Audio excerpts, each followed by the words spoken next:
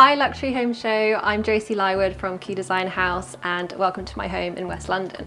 Let me show you around.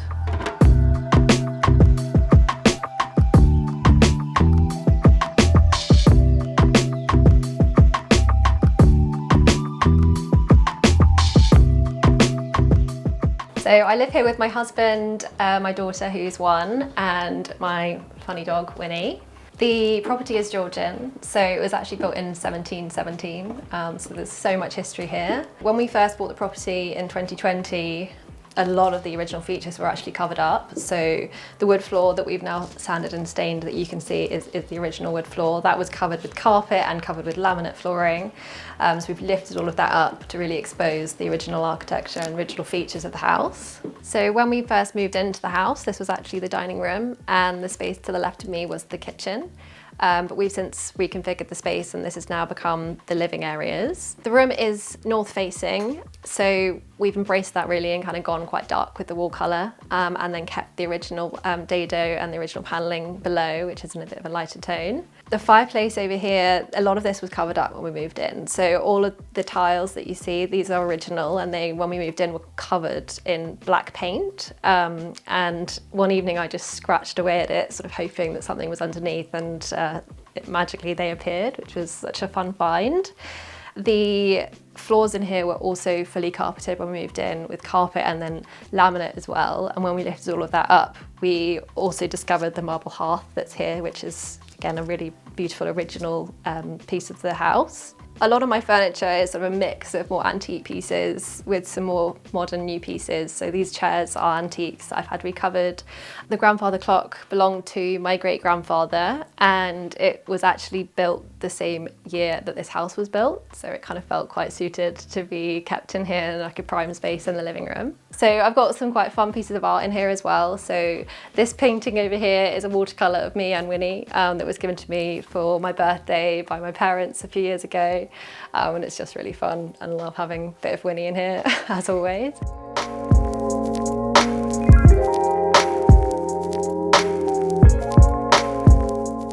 This room originally was the kitchen when we moved into the house, but we've now converted it into like a TV snug, like really cozy room. We spend a lot of our time on the weekends in here. It's got the TV and the big sofa.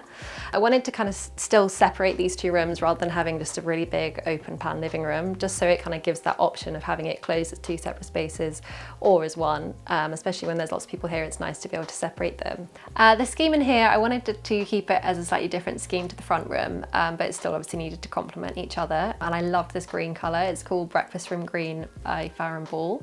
And to make it really cosy and a kind of warm, snug vibe, we've got picture lights on the wall and an array of kind of collection of prints and posters that we've collected over the years, and kind of done a big picture wall above the sofa. And I always wanted a stripy sofa. I think I saw an image of one and I just was like, I really want a stripy sofa, so that's what we've kind of inspired the stripiness in here. Now we finished on the ground floor, let me show you downstairs to the kitchen.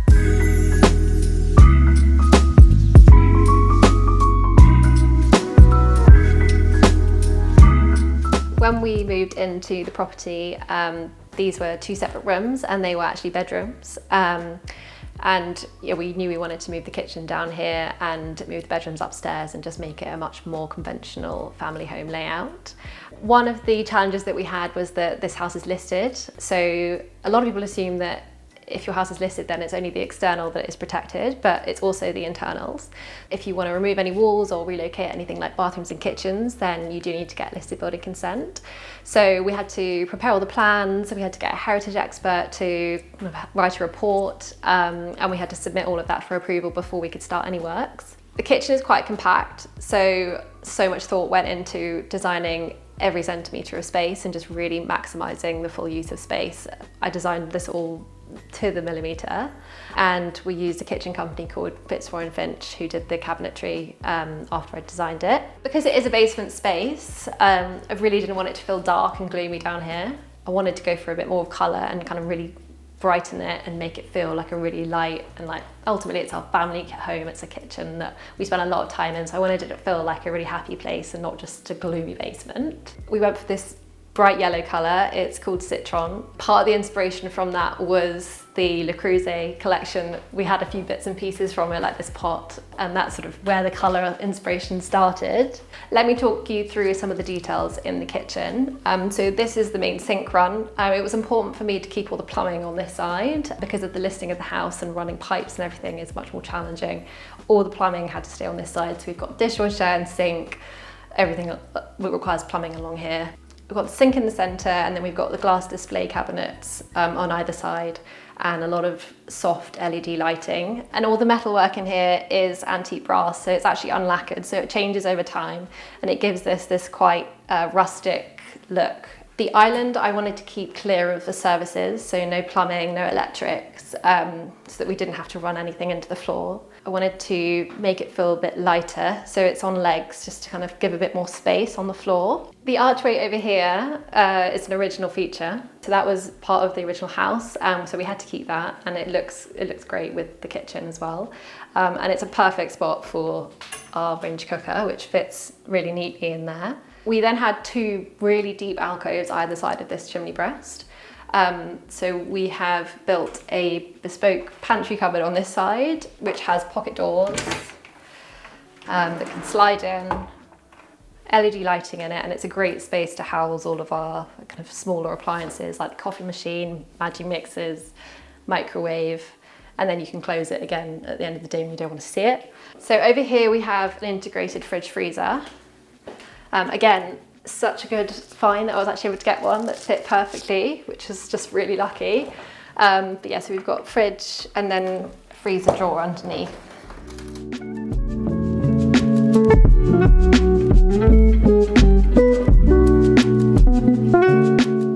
Leaving the kitchen, this is the dining area. We have another chimney breast on this side, again with some deep alcoves. So we fitted this one with a bar cabinet.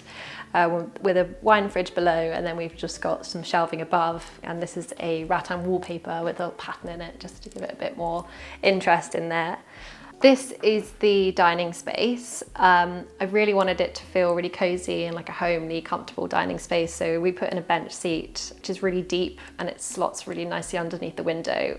So that window space becomes almost like a sofa with lots of big cushions, and it's such a comfy space in the evening to chill out and have dinner. And then this light is a rise and fall pendant, so you can lower it if you want a bit more light in the evening. So just pull it down, it can go a little bit lower.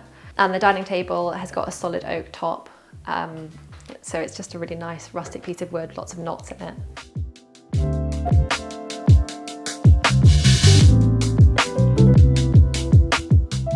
Lastly, on this floor, we have a bathroom and also this really handy utility cupboard where we have a washing machine and tumble dryer and space for like cleaning equipment and the ironing board and things like that. So into the bathroom, this was quite a tight space to design. We have a shower at the back, and then we have the kind of guest loo and the vanity unit here. I really wanted to do a patterned floor, but it had to complement the checkerboard floor tiles. So we went for this green star patterned tile for the floor, and then tied in that green with the beading that's shown on the walls, mixed in with some marble and some white ceramic tiles. I wanted to paint the walls and the ceiling all in the same colour, and this is one of my favourite colours from Baron Ball called Denims. One thing I really like about my bathroom is that we've kind of done again like a mix of the traditional elements tied in with the more contemporary. So we have the traditional style sanitary ware with the antique brass details on the taps and on the toilet, and then the tiling has kind of made it look a bit more contemporary. Before we go upstairs, let me show you into the garden. The garden was only renovated about 6 months ago. Before that, it was very much a jungle. So we've laid the patio using some of the original stones that were here, and we planted the grass and the flowers that you can see. We've also recently put in a studio at the end of the garden, which my husband uses working from home. It's such a nice space to have, especially now we have a 1-year-old. We've only really been using the garden for the last few months, and it's just been so nice to have and such a relaxing space to chill out in at the weekends, especially when the weather is as nice as this. And yeah, we feel very lucky to have this space in London especially.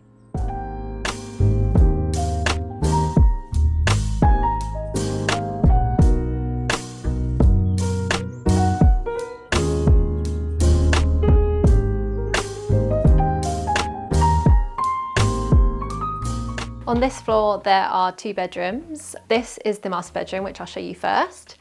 Originally, this was the living room when we first moved into the house. And when we did the reconfiguration, we wanted to move all the bedrooms up here.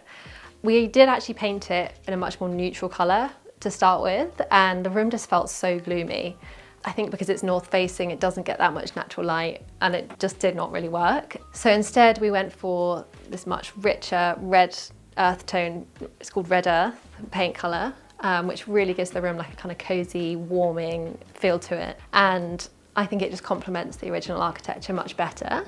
This originally would have been a window when the property was first built, but for those of you that don't know, there was a thing called window tax that was applied in the UK, and people were taxed per number of windows that they had in their houses, and consequently a lot of windows got bricked up. So that is exactly what would have happened here.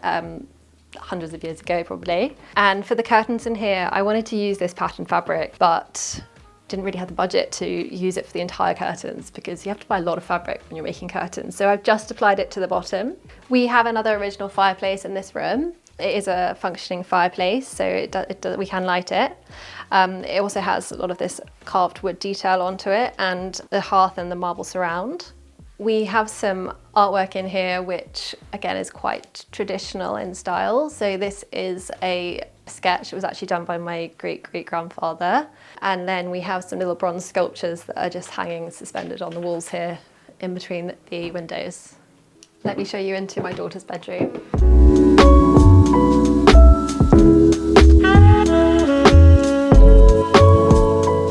This room was actually painted a very similar yellow when we moved into the house, and it's a south-facing room and it gets so much light, and I just really loved that the yellow works so well in here, so we didn't remove that, we just gave it a new lease of life with a few extra coats. We also installed this wall mural above the cot. This was a made-to-order wall mural to fit the space exactly. It's a peel and stick. I actually stuck it up myself when I was really pregnant, which was not fun. And I chose it because it's just really cute. It's got some really pretty animals in it, and my daughter loves like pointing at the different animals, like the penguins and the lions. It's really fun. We also have another antique chair in here, which is a little child's rocking chair that was owned by some of my great-grandparents, and it's just been reupholstered in a more contemporary fabric, still with the animal theme running through the room. And this little bench seat was made by my grandfather, but reupholstered fairly recently as well. This is our toy giraffe. One of my clients actually gave this to me. It belonged to her son, who is now in his 20s, and she really kindly gifted it to me when she knew that I was pregnant. So he's got a good space in this room, and my daughter loves stroking him before she goes to bed. We have one more floor upstairs. We've got 2 bedrooms and a bathroom, but they are works in progress. I'm not going to show you those today. Maybe come back next year and we can show those. But I do want to just point out the painting that we have on the stairs. It's a massive picture. This is a painting of my great-grandfather, painted by my great-great-grandfather. The reason that we have this is because he was a famous Scottish painter. And this piece is actually unfinished, so you can still see some of the canvas through it. And it's such a large piece. This was the only wall in the house that it would fit. Yeah, and we feel so lucky to still have a lot of these pieces still in the family. Things like the grandfather clock and some of the antique chairs that we have all belong to him. And yeah, so it's so nice to still have those within the family.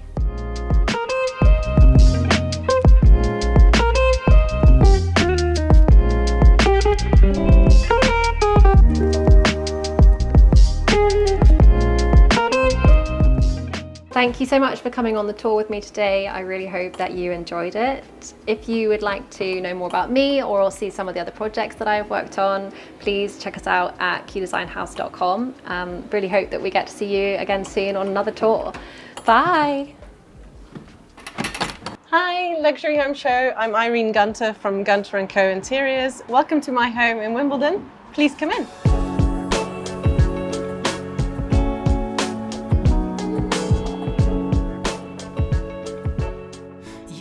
As I said, we're in Wimbledon. I live here with my husband Ian and our 2 boys, Basil and Oscar.